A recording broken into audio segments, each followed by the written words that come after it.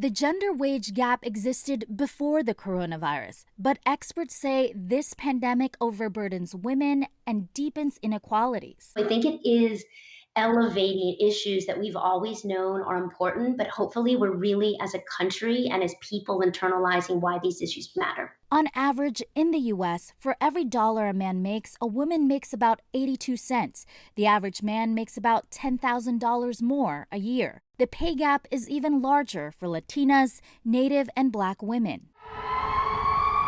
Even in highly skilled fields like nursing, where the majority are women, they still get paid less. Experts say in this pandemic, American women are bearing the brunt of the financial hit. The COVID-19 crisis is a financial crisis for all of us, but it is going to disproportionately affect women. And we also know that women in general tend to be laid off at higher rates than men.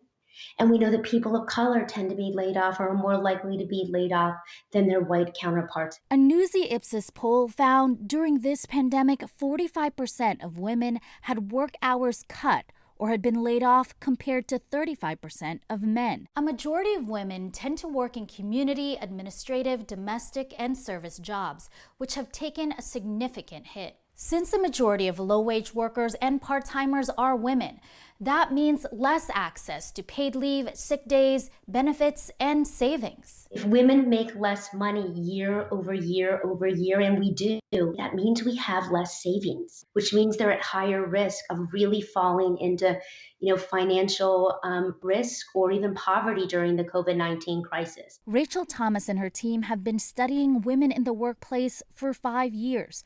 She says since the pandemic started, 77% of mothers they've surveyed have taken on more household responsibilities. And for mothers who are now working from home, it can be a handful, as math teacher Shafali Nanavati told Newsy. My children are home, so I feel like they constantly need my attention, or I want to give it to them because I feel like I'm working all day. But now that my work is at home, it's hard to give my attention to them and to my job and to focus on one thing at the same time. So it's been a struggle. We see women who are making the extraordinarily difficult choice of reducing hours, even taking a temporary leave, even quitting in some cases, which is obviously going to disproportionately affect their pay. Gender wage gap expert Professor Kelly McElhaney says there's a lot to learn from previous outbreaks like Ebola. We need to make sure we're not repeating history. When women and men after Ebola returned to work, we saw that men's